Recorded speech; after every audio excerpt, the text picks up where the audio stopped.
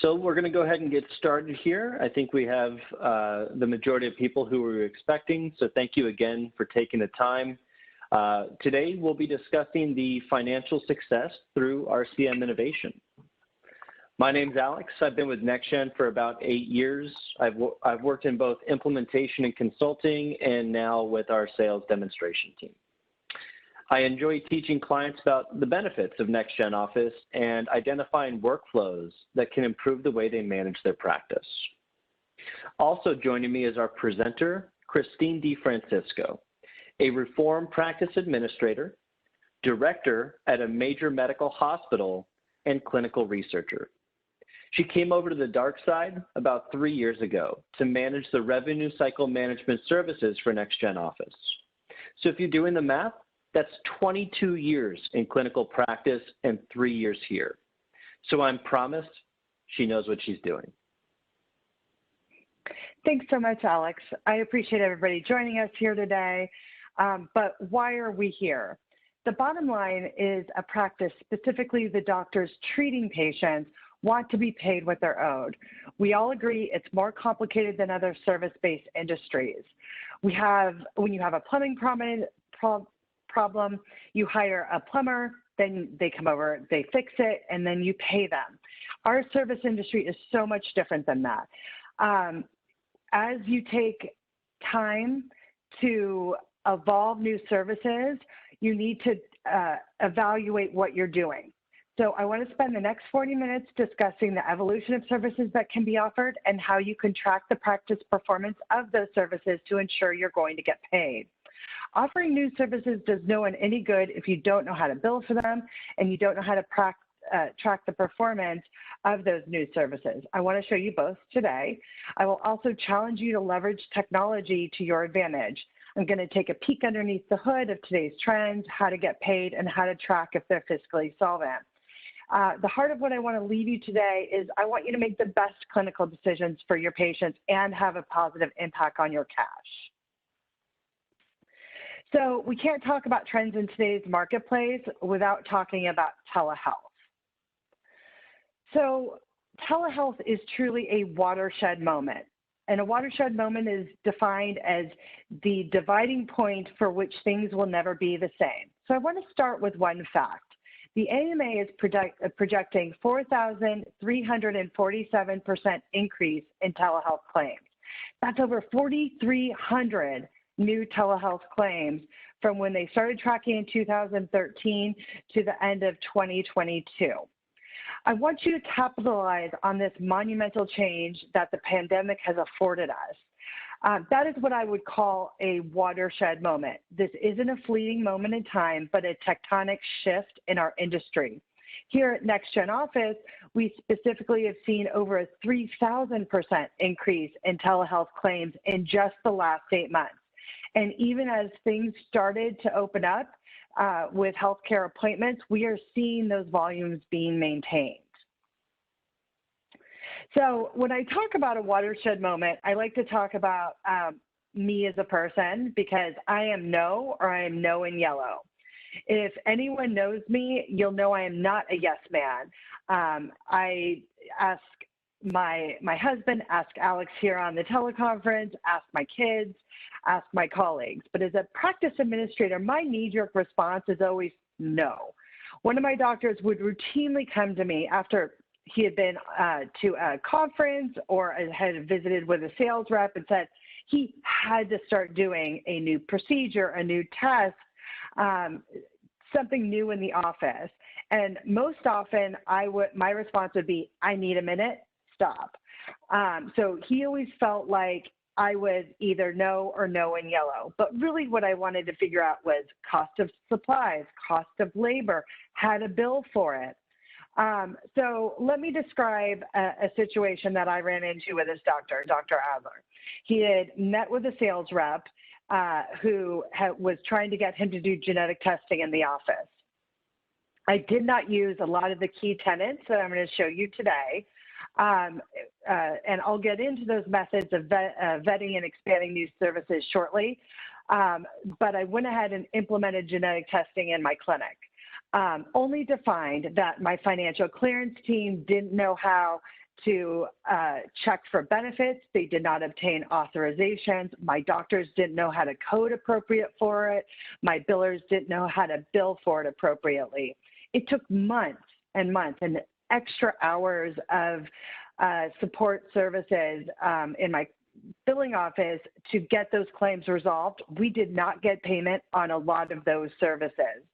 So while I know telehealth may feel easier than genetic testing, all the components of how to get paid are going to be the same. So I'm going to show you that over the next few slides here. So let's talk details. I'm going to provide you with a cheat sheet at the end of this under the Expand Your Experience. So you're going to have a lot of these very specific details in a cheat sheet. But I do want to take the next several minutes to highlight two specific changes that you must know in your practice. Number one, this is not written in stone. In fact, we just got notice on October 14th that they have expanded the public health emergency to through January 21st of 2021. I have no doubt that may end up being expanded again. So you have to plan for change as well.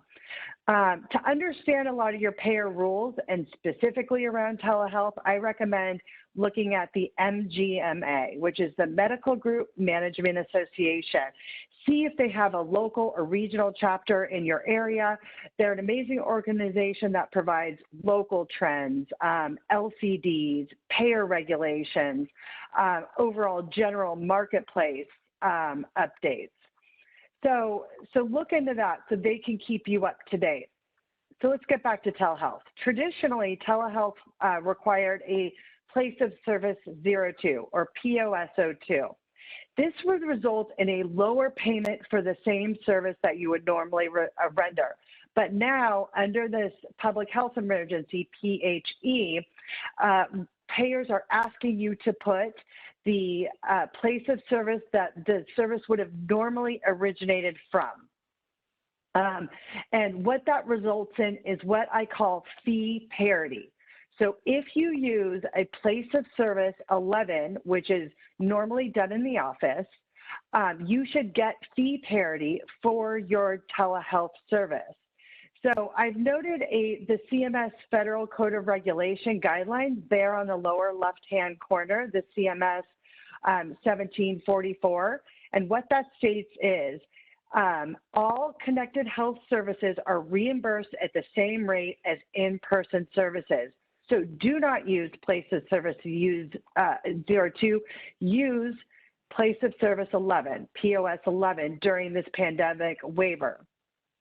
Now, another significant evolution we have to talk about is modifiers. The way we had listed modifiers in March and April is different than the way we're doing it today. Back in April, Medicare wanted us to use the GT modifier for your telehealth claims. Today, they want you to use the 95 modifier for your telehealth claims. So both commercial and Medicare want you to use that 95 modifier. So almost exclusively, the GT modifier is being used today by your Medicaid claims. Now, we have 50 states. We have almost as many, if not more, Medicaid plans. So check with your Medicaid plan if they do want that GT modifier. And then what you also want to do is monitor your claims to ensure you're monitoring denials for your telehealth claims. Often that's the best way we can see if there are updates to these, fast-moving regulations. In situations like this, people who are outsourcing their billing to a third-party billing company may have a competitive advantage. You have to leverage your third-party billing company to see if they have changes quicker, right? If you are have a billing partner that's billing for 30 different practices or 100 different practices, they should see these trends in the marketplace very quickly, where you don't have to be like me, waiting for months and months for these things to get denied to see you're not doing it right. So again, place of service 11 will result in fee parity, and make sure you're using the 95 modifier for both your commercial payers as well as your Medicare claims. So changes to your claims. This is a game changer. I promised 2 details to discuss specifically around being successful in telehealth. So this is your detail number 2, changes in the way you're coding. This is actually not just for telehealth now. This is also going to be change in the way we evaluate E&M coding come 2021 with the CMS. So with COVID right now into the public health emergency, as well moving forward with CMS, you're using your E&M coding on medical decision-making or time. You do not need to worry about how many review of systems, how many assessment and plans, that you reviewed all the history of present illness. It's now based on that medical decision-making or time. While both medical decision-making and time are significant, they're not the only elements that determine the E&M code visit. So now time can include all activities that are not necessarily patient-facing. And what I mean by that is you can include review of tests and medical records prior to seeing or in advance of seeing the patient, educating and counseling patients, family, caregivers, ordering medications and tests, procedures, communicating with the referring physician or coordinating care with other healthcare providers, as long as you're not billing separately under a different E&M code for that. Documenting in the medical records. I know documenting in the medical records can be such a burden, but if you document all the time you're spending for all this coordination of care and you document the time you're spending, then that documentation moment can be included in time for that E&M visit. Independently interpreting results. So if you're doing EEGs, EKGs, x-rays in the office, all of those interpretation times can be documented under your E&M. And of course, coordination of care. As long as you're not doing coordination of care under a different code like CCM, then you can include it in your E&M. So specifically, when we talk about CCM, I want to talk about that as far as changes to your coding. We are going to see significant changes in chronic care management come 2021, and that includes specifically a new code. That new code is G2058 or G2058. And this is an add-on code in addition to your first 20-minute add-on code and can be used twice per month. So if you are doing a 99490 and you want to add an additional 20 minutes, add that G2058. There are also going to be additional codes or additional changes to the 99487 and the 99489 that will allow you for more billable time and more time spent with care coordination. So make sure if you are doing chronic care management, you are looking at the MedLearn Manners on CMS websites. If you Google, updates to chronic care management, you'll see it there. Speaking of Googling, I have added 2 links at the bottom of this page that are really detailed explanations to the update to E&M code changes. This will also be part of that expand and enhance your experience documents that you'll have on the UGM website.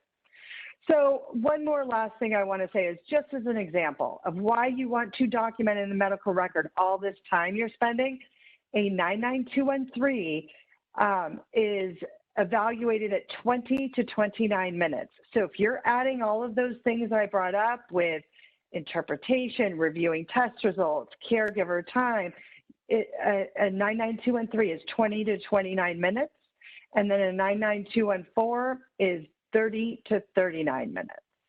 And again, not all patient facing.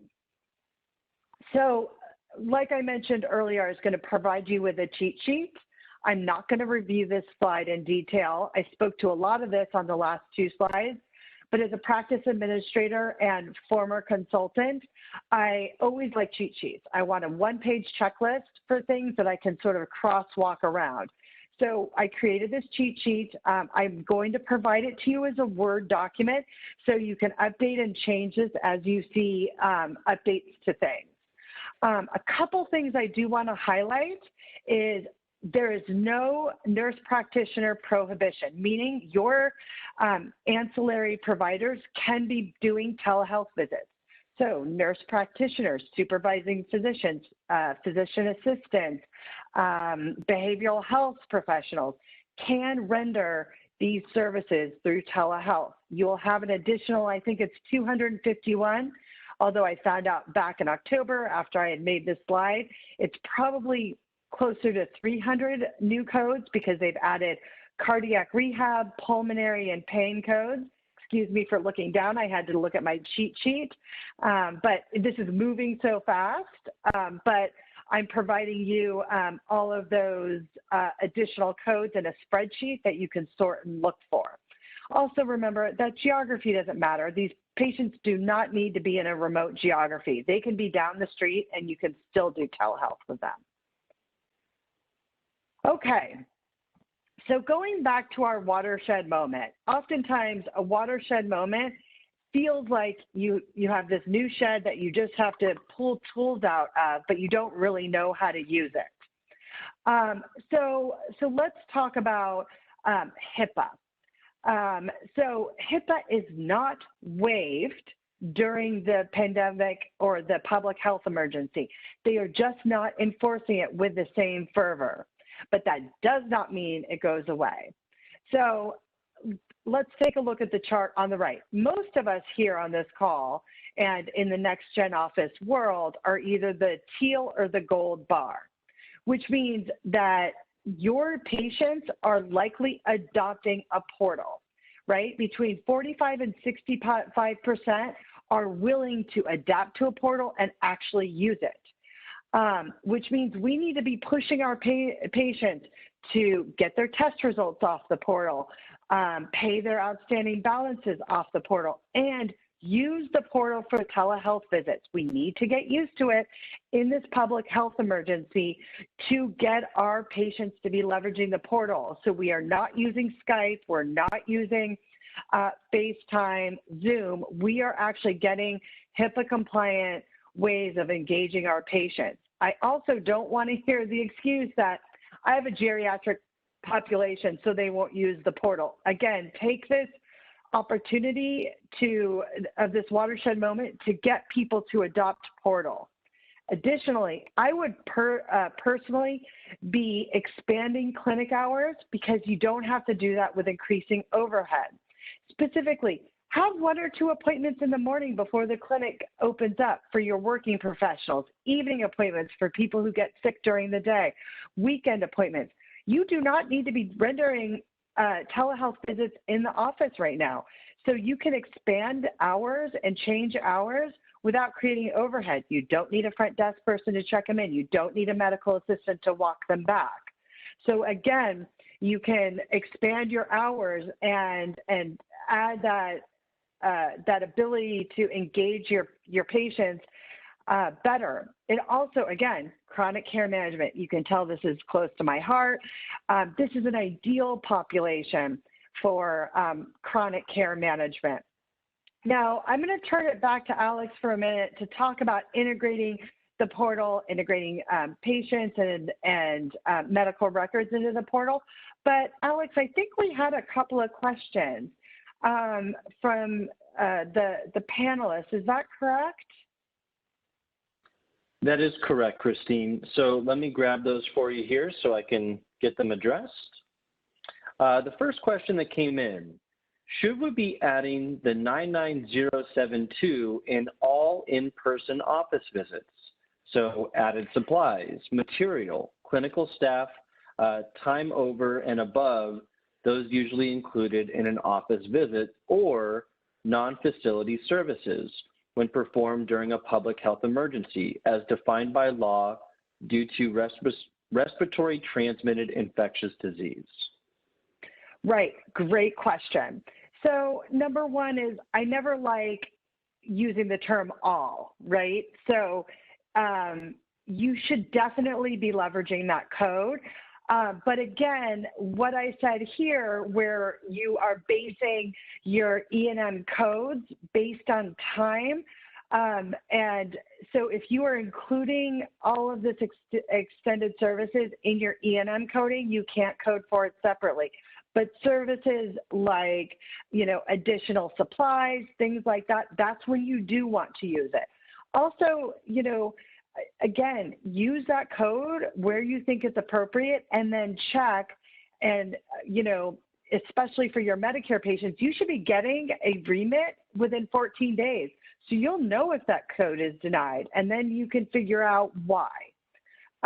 So I often track in a very simple way, something like a spreadsheet where I'm using those codes. I put the date, the patient, encounter or medical record number, and then the code I used, and then I'm going to track that back every 2 weeks to see if it got paid, what it got paid for, whether or not that meant other things were being denied. So absolutely, during this PHE time, the public health emergency, you should be adding those things in. It's a great point. Thank you so much. So any other questions, Alex, that we should address before we move on? That's all I've received so far. So folks, again, please continue to add questions. We'll make sure to monitor that chat, and we want to make sure we're addressing those as we go along. But Christine, to your point, just a couple things that I'd like to mention about, integrating the medical records to the portal. One of the great things about NextGen Office and our patient portal is that patients can not only access, but actively participate in the way they receive care. They can review their encounter notes, and they can even continuously input data for the providers to monitor, such as their A1C readouts for diabetics. You can also allow the patients to request appointments, medication refills, and view and pay outstanding balances. My favorite feature of all is the virtual check-in, where patients can answer all their intake paperwork ahead of the visit. That's both for in-person and telehealth visits. They don't just save into the chart as an attachment, but they flow directly into the structured data of your encounter note. So, Christine, I know you well enough at this point that you only want to do the services that are going to get paid. She's not with Greenpeace, everybody. So I know she'll cringe if you're writing things off to charity. Oh, that's so true. Thanks, Alex. If I'm keeping to my word, I review any new service with all key functional areas that touch the revenue cycle, which means it is not just your billers and your clinicians that need to be evaluated or considered prior to a change. Let's use my genetic testing fiasco. As much as that's an embarrassment, it's a great example of what not to do. We needed to obtain prior authorizations, and we needed to ensure that for the patients we were running this test on, they had covered benefits. This is what I call financial clearance. Eligibility, benefits, prior auth, pre-cert, all of that is financial clearance. You need to make sure that you are addressing financial clearance when you're taking on a new service. And again, you need to involve your clinical providers on your coding and charge entry. This is not just meant for your doctors, but this could be specific phlebotomists doing new tests, specific techs, things like that. You need to involve everybody who's doing that coding moment in that decision making. And then of course, all of your billers, your people who are submitting your claims, maybe you have a different team payment posting or doing follow-up, you need to make sure they understand the rules of the road. A quick example of that is for telehealth, they need to know to not use POS 02, they needed to use POS 11. So you are getting that fee parity. And then, of course, they need to understand local coverage determinations. They need to understand how to appeal it. And then as a financial administrator, of course, I need to set up and plan for how to track if we are really making the revenue. Again, with my genetic testing, I should have been making $300 an encounter, which should be a very easy calculation if I'm tracking that specific key performance indicator. So remember, the revenue cycle is truly a cycle. So how to get paid what you're owed? First of all, you have to have a plan. Part of my plan is always asking these 4 questions: the who, what, why, and how am I getting to get paid for it? First, I want to know, why are we looking and taking this on? As a practice administrator, naturally, I'm first going to ask, is this going to bring in more revenue? But I also need to consider clinical needs, like, is this a better treatment alternative, or does this avoid the patient going somewhere else to get it done? There could be other key drivers like market drivers. Are the patients going to another provider to get this done? So another relevant thing I want to bring into is COVID testing. So if you're a patient needing to get a test, then chances are, and probably if you're an internist, urgent care, pediatrics, family practice, that could be a resounding yes in today's marketplace. And that would be the why we're doing this, is there is a clinical need. So that would be our stand for why we are doing this. It may not be me as the practice administrator saying we're going to make more money, but then that goes to who is going to be performing this service. Do we need authorization? Do we need to ensure we're in network to get paid for it, as opposed to referring these patients out to Quest or LabCorp? And again, are there certain insurances that are allowing this to be done? Are there copays that need to be waived? And then let's say the who is actually going to be doing the test. Are they trained? Do you have policies for triaging these patients? Are you going to keep them in a separate waiting room? And then the person who's rendering that test, let's say it's a nurse, do they know how to code for it? Are there specific modifiers in the system? And making sure that, of course, we know the specific payer rules to get this paid. Who's going to be billing for it? Do they have the bandwidth to take on this new service, right? Especially if you're in urgent care doing COVID testing and the community knows you're doing that, that could be hundreds of extra claims a week that your biller needs to have the bandwidth to do it. And then let's talk about the what. So you may be surprised at how I define the what. It's not what we are going to do, it's what we are going to measure to get paid. Remember, the top of this slide is how to get paid what you're owed. So you need to pick at least a few benchmarks to see if whatever service, whether it's telehealth, genetic testing, or COVID testing, how are you measuring it to know you're getting paid what you're owed. So if you're talking about something like telehealth, I may pick a leading indicator like cancellation rate. Are patients less likely to cancel if they can choose between in-person or telehealth? So that, again, if you're giving them additional times, additional ways to be seen, your cancellation should go down. And then once you pick those standard benchmarks, what you're going to pick, then you have to measure how you're going to determine if this new service is successful. So let's go back to my genetic testing. So the rep came in and told my doctor, you can make $300 per encounter, which I define as RPE, or reimbursement per encounter.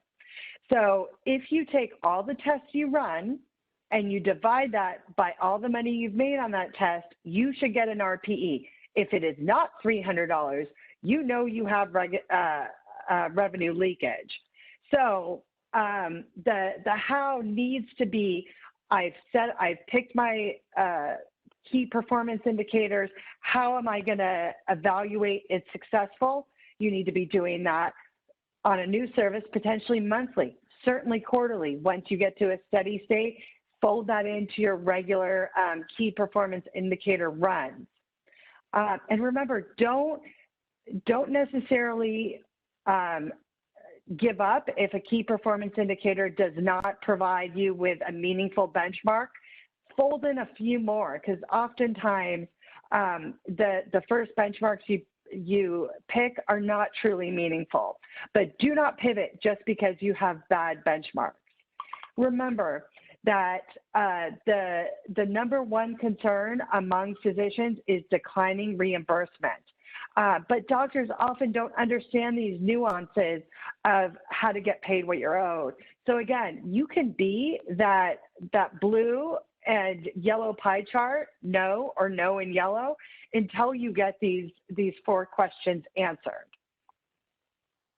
So I will be going into significantly more detail on key performance indicators, or KPIs. I'm on a panel with Justin Berg and 2 of our clients tomorrow at 2 p.m. Eastern. If you want to know exact calculations and how to track these things, join us tomorrow at 2 p.m. Eastern.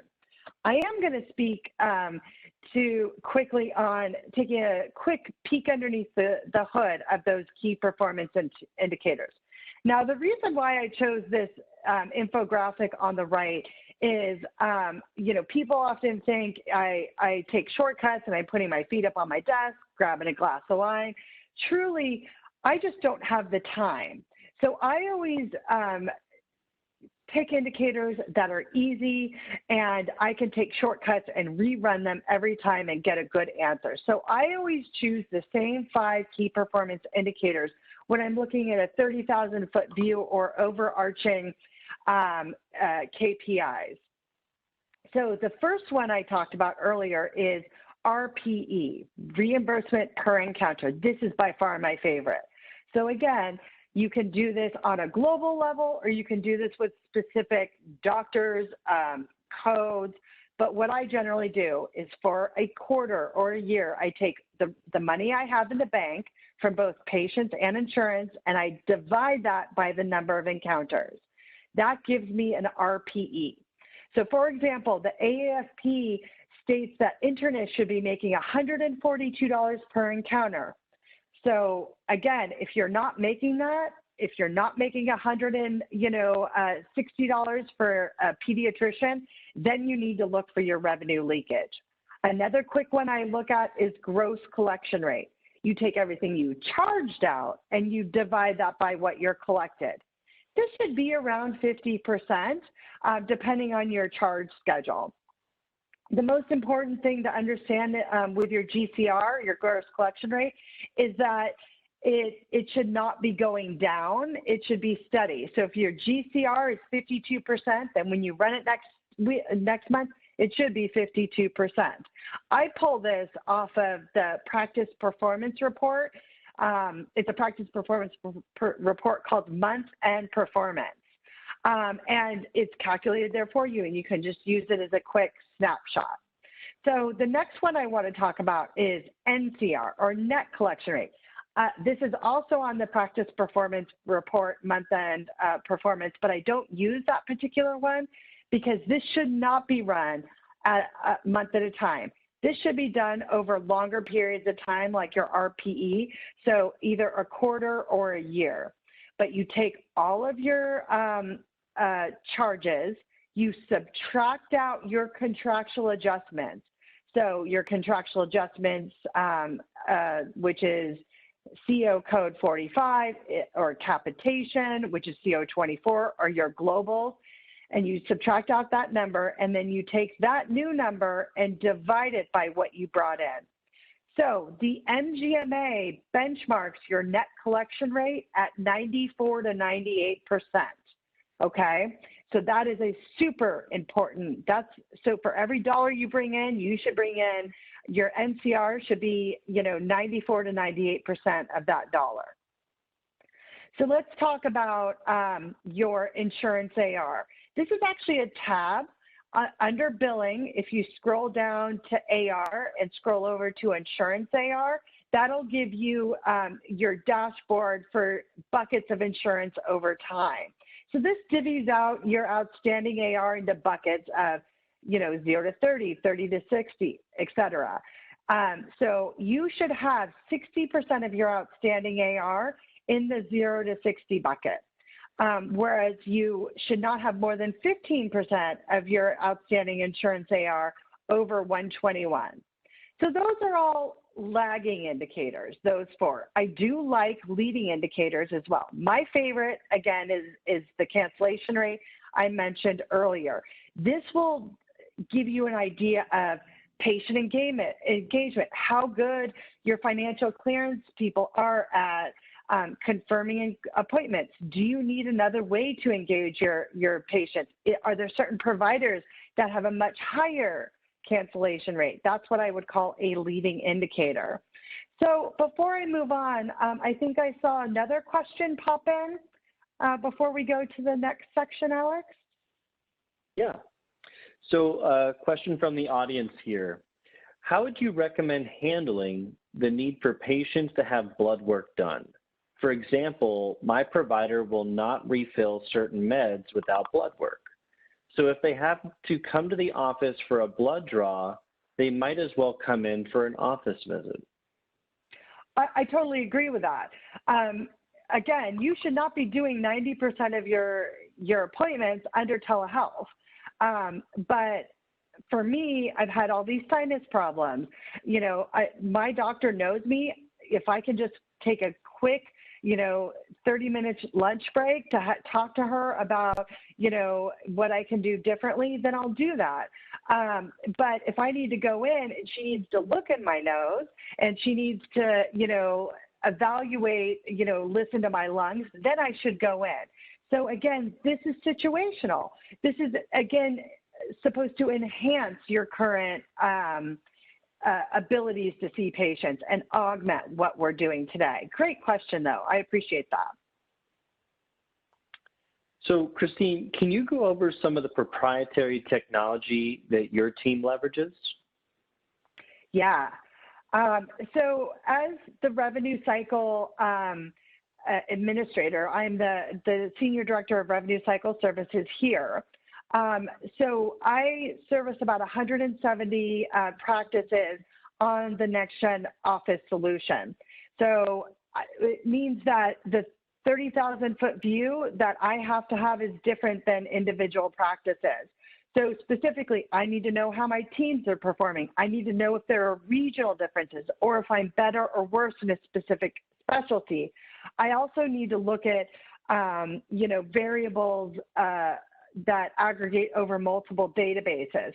So we have stood up a service called NextGen Financial Analytics, where I get to look at all of the practices I manage for at a 30,000-foot view. We're not looking right now to expand this to our clients because of the cost. It's going to almost double the cost of our software if we stand up NextGen Financial Analytics. I know I have a lot of billing partners on this call, and this may be the place where we expand to all of our billers and resellers to have them have the same ability to look at the 30,000-foot view. I just got to notice that we have one more question before we go on from those key performance indicators. Alex, do you want to look at that for me? Sure. So let's see here. Question from the audience. Here we go. How does a charge increase affect the AR? If we charge 2 times Medicare rates, how do I calculate true AR? So great question. That's where you want to look at your GCR, your gross collection rate, right? So let's say you're doing this, I think you mentioned it 2 times Medicare, right? So every $100 that you expect to collect, you're billing out about $200, right? If you change that fee schedule to 2.5 times Medicare, then your GCR is going to go down. But if your fee schedule stays the same, then your GCR should stay the same as well. But as you add new services, you want to know how that is going to be effectuated in your gross collection rate. And when you're looking at that AR dashboard, that AR by AR distribution, that is by charges, not by what you're expected to collect, right? So that's why I always look at percentages. I don't look at gross number.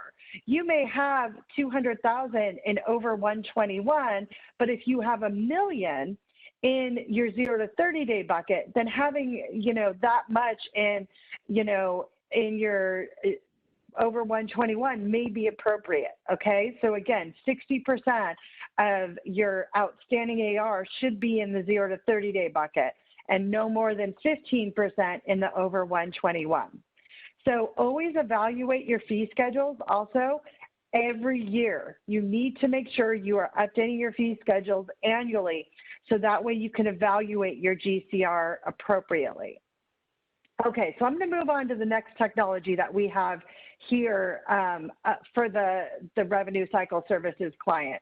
We have a proprietary claim editing tool where we scrape off all of the data on user hold nightly and run it against thousands of payer edits, LCD edits, NCD edits, CCI edits, payer-specific, and proprietary edits while the claim is still on user hold.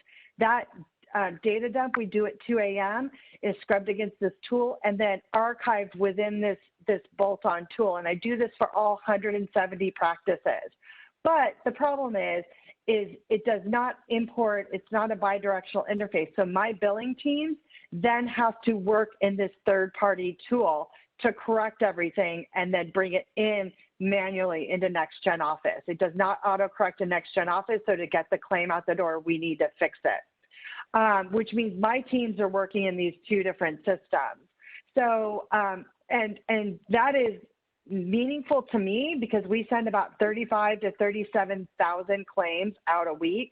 I have to be able to only look at the claims that need correction. And that's how I risk mitigate to get a clean claim out the door. Again, because right now we don't have the bidirectional interface, we're not looking at commercializing it. We're hopeful to get that bidirectional interface on our roadmap for 2021, but this will be looking at something we're gonna do later on down the road. I am not an expert in technology, but Alex is. He is our solutions expert. So I want to give him the next few minutes to talk about specific NGO technology. Thanks, Christine. And you're absolutely right. We have quite a few tools here in the system that we, really encourage our clients to leverage to make the most of their NextGen Office experience and hopefully, save the providers and staff time with manual entry. First and foremost, real-time eligibility, not only for brand new patients, for your existing patients. One of the really cool features on NextGen is that we have the opportunity to build a chart at the click of a button when we run eligibility on someone who's brand new to the practice. But we also re-verify that every patient on the upcoming calendar is still actively insured every time we see them. So there's been no lapse in coverage from last date of service to today. Through our partner, we talk about things like online presence and reputation management. Many of you have probably heard the name Doctable through our release notes. This is something that we highly encourage. They have quite a few service lines that they offer. Two-way texting is part of that. Of course, reputation management, things like your Google reviews. And then there's also forms that can be filled out, obviously with COVID going on, something called the virtual waiting room. Very, very popular features. So please reach out if you have any questions on those. Built into the patient portal. We've talked about this earlier, but online scheduling. Patients not only have the opportunity to request an appointment, but more importantly, they can check in online and answer all of your intake paperwork ahead of the visit.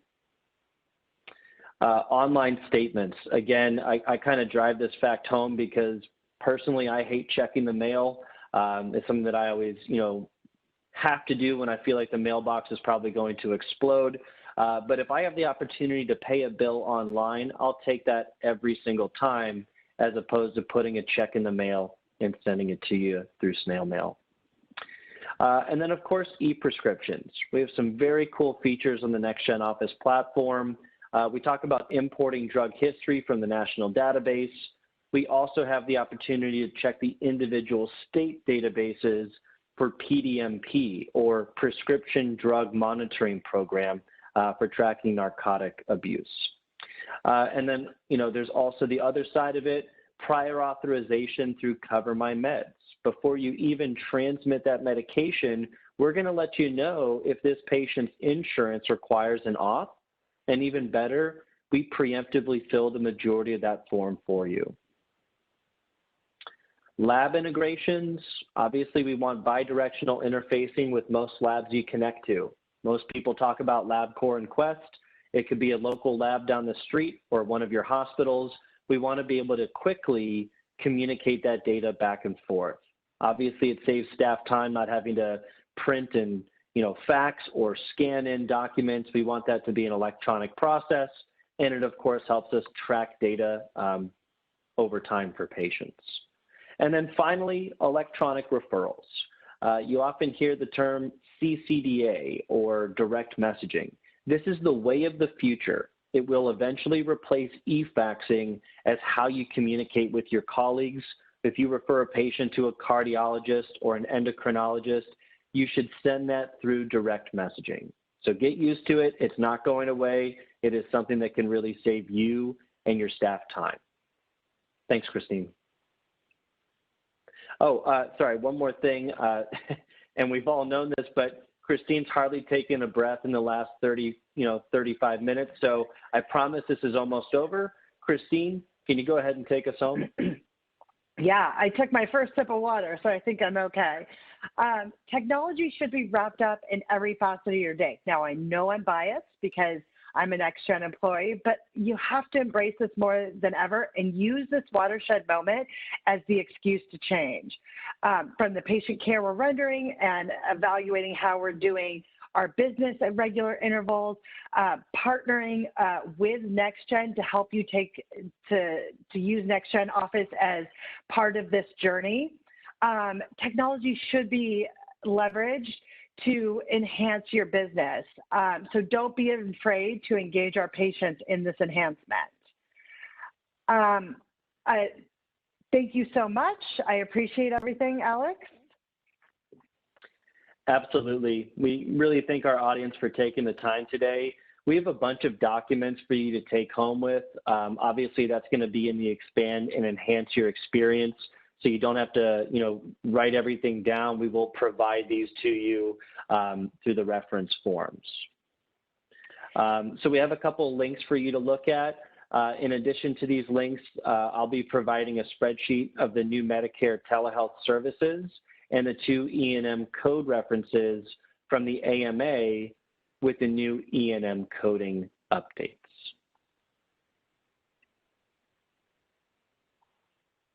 And we'll just monitor the chat again for just one more minute. We're just going to make sure if anybody has questions that we have that opportunity to take a look. Question that just came through, are we going to have access to the cheat sheet shown? And Christine, I believe you said that that's something that will be sent out. So go ahead.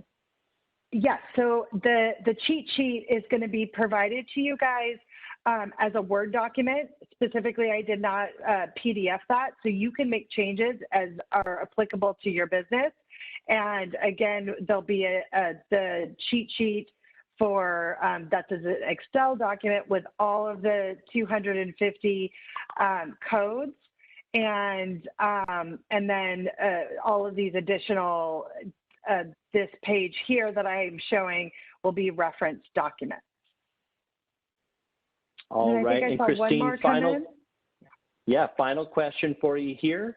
How do I obtain more information regarding the NextGen financial analysis tools? I would reach out to the UGM2020 or UGM@nextgen.com. I will also let you know I have no problem with you reaching out to me directly. My name is Christine Defrancisco. I am the Director of Revenue Cycle Services, and I'm more than happy to speak with anybody directly. You can contact your sales rep, and they'll put you in contact with me. The UGM team doesn't have me put my email on that slide, but reach out to this email. Ask for me specifically. Again, Christine Defrancisco. I think, we just want you to enjoy this journey with us and make sure that you reach out with any questions. We could leave the line open for potentially 1 or 2 more minutes if there are other questions. we would be, happy to engage any other questions.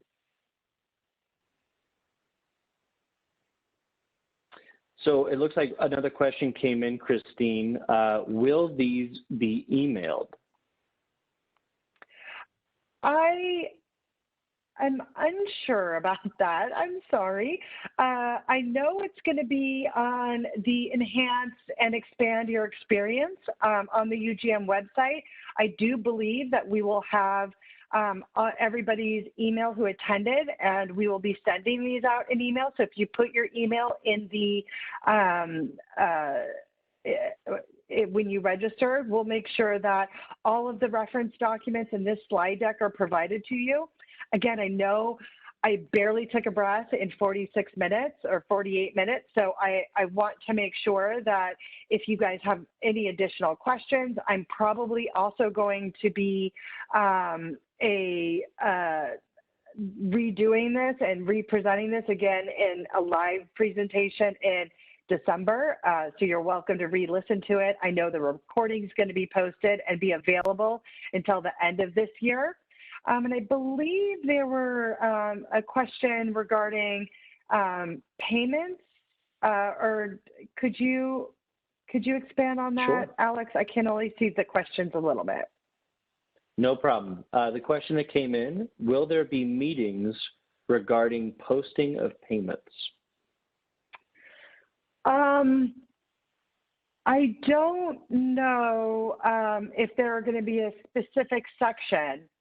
If you have questions regarding posting payments, because there are idiosyncrasies in the system, I would make an appointment or drop into the Learning Lab.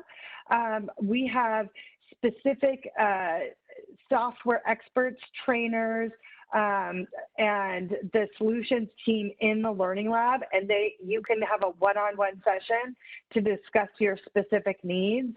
I imagine there are other specific presentations that go over those things, but if you want your specific questions answered and somebody to walk it through with you, drop into the Learning Lab.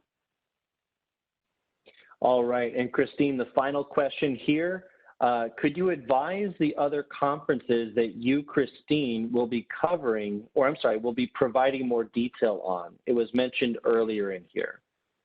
Yes, it is tomorrow, and it's called the Financial Performance KPI, or Key Performance Indicators. Hold on one second, and I'll get back to that slide. It is tomorrow at 2 p.m. Eastern Time. It's a panel discussion called Monitoring Key Performance Indicators, tomorrow at 2 p.m. Eastern or 11 p.m. Pacific. And that's where myself, along with Justin Berg here at NextGen, we'll be going over our favorite key performance indicators, how to run them, and how to look for them. All right. Well, we want to thank everybody for taking the time here today to join us. Obviously, we've unloaded quite a bit of information. Hopefully you found that helpful. But yeah, Christine, thank you for a wonderful presentation. Hope you all have a great rest of your day. I appreciate everybody. Thank you so much.